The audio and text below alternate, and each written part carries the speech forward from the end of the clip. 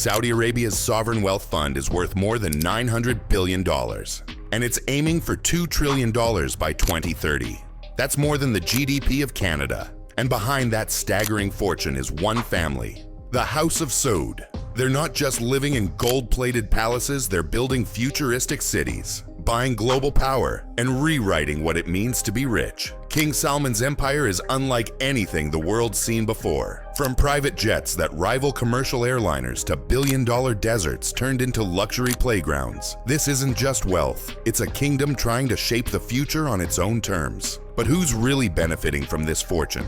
Is it about progress or control? And what secrets are hidden behind the gold gates? Stick around till the end, because what's coming next will change the way you see power, money, and the future. To understand where the money goes, we have to understand where it comes from. Saudi Arabia's wealth is built on oil oceans of it, buried beneath the desert. It all began in the 1930s when American companies discovered oil reserves that would change the kingdom forever. Fast forward to today, and Saudi Aramco, the state oil company, has become the most valuable company on earth. At its peak, Aramco's valuation hit over $2 trillion, making it a financial titan that powers not just Saudi Arabia's economy, but a huge slice of the global energy market. But oil alone wasn't enough for King Salman, and especially not for Crown Prince Mohammed bin Salman, who many say is the real force behind the throne. In 1971, Saudi Arabia created the Public Investment Fund (PIF). At first, it was a modest sovereign wealth fund, but under MBS, it's exploded into a financial superpower, now controlling over $900 billion in global assets. Just recently, a $163 billion stake in Aramco was transferred into the PIF, essentially funneling the kingdom's oil wealth directly into global investments, tech startups, and futuristic cities. The goal?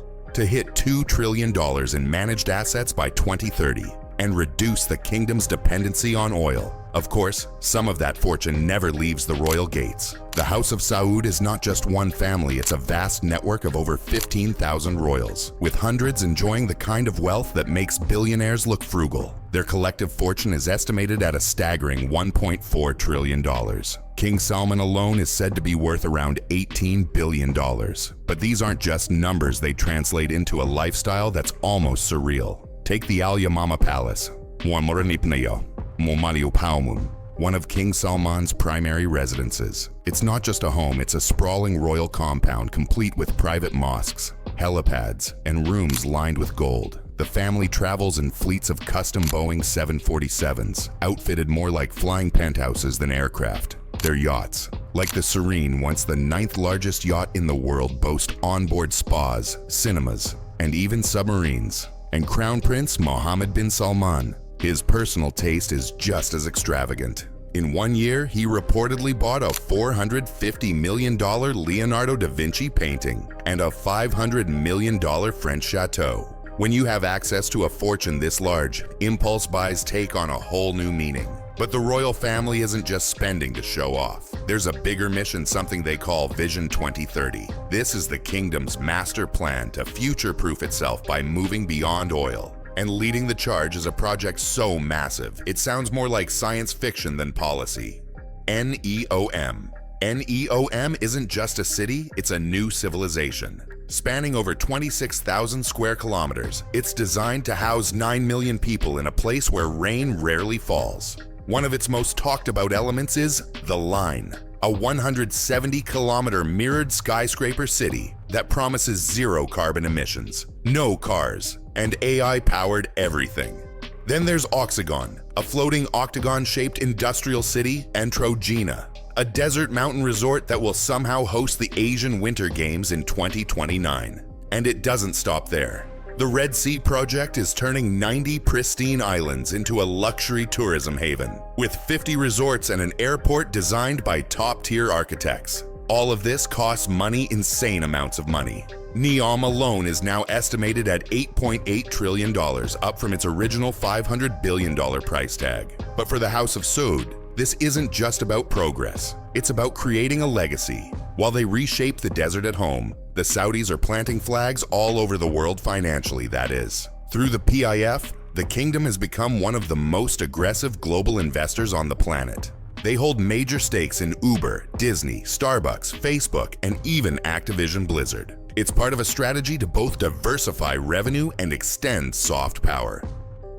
Then there's sports. In 2021, the PIF shocked the football world by acquiring an 80% stake in Newcastle United, instantly making it one of the wealthiest clubs in Europe. And in the world of golf, the Lavi Golf Tour, fully bankrolled by the Saudis, forced a merger with the PGA Tour after a bitter rivalry. That's the kind of muscle only massive money can flex. Recently, a $5 billion deal with Amazon was announced to build an AI-focused tech zone in Saudi Arabia. It's clear, this isn't just about investing. It's about visibility, influence, and long-term dominance in sectors that define the future. But beneath the surface of all this progress and power, there's a darker reality. Saudi Arabia has long faced criticism for its human rights record, and those concerns haven't disappeared with the arrival of mirrored skyscrapers and mega resorts. The murder of journalist Jamal Khashoggi inside a Saudi consulate in 2018 sparked global outrage and accusations that pointed directly at Crown Prince MBS.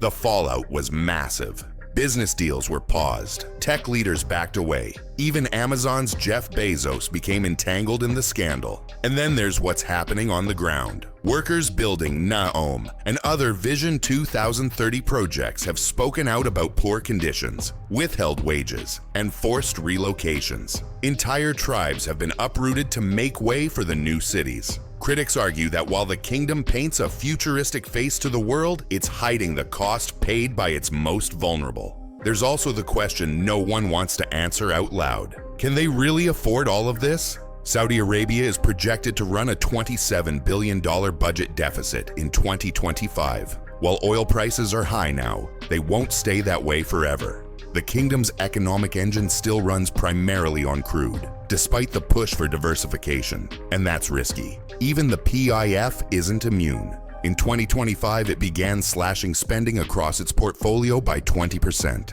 a sign that the money flow isn't endless. NEOM's cost explosion is just one symptom. Deadlines have slipped, projects have slowed, and behind the polished PR videos, there's a lot of scrambling to keep the vision alive. Right now, Saudi Arabia stands on a knife's edge. On one side is transformation, a rebranded kingdom leading the future of tech, tourism, and clean energy. On the other is financial overreach, political backlash, and a global audience watching every move. King Salman is aging, and Crown Prince Mohammed bin Salman is clearly the architect of this new Saudi Arabia. He's determined to be remembered as a visionary, not just a ruler. But will these massive investments pay off? Or will the kingdom collapse under the weight of its own ambition? $2 trillion isn't just a number, it's a symbol of unimaginable wealth, of unchecked power, and of the responsibility that comes with both. King Salman's Saudi Arabia is racing against time to reinvent itself, to move from the age of oil to the age of innovation. But luxury comes with a price, and legacy doesn't come guaranteed. This story isn't over. The decisions made today will define the future of an entire region, and possibly the world. If this journey into the world of royalty, riches, and risks left you thinking, then do something about it. Comment below with your thoughts. Share this video with someone who loves a good story. And don't forget to subscribe and ring the bell because next time we're going even deeper into the billionaire life.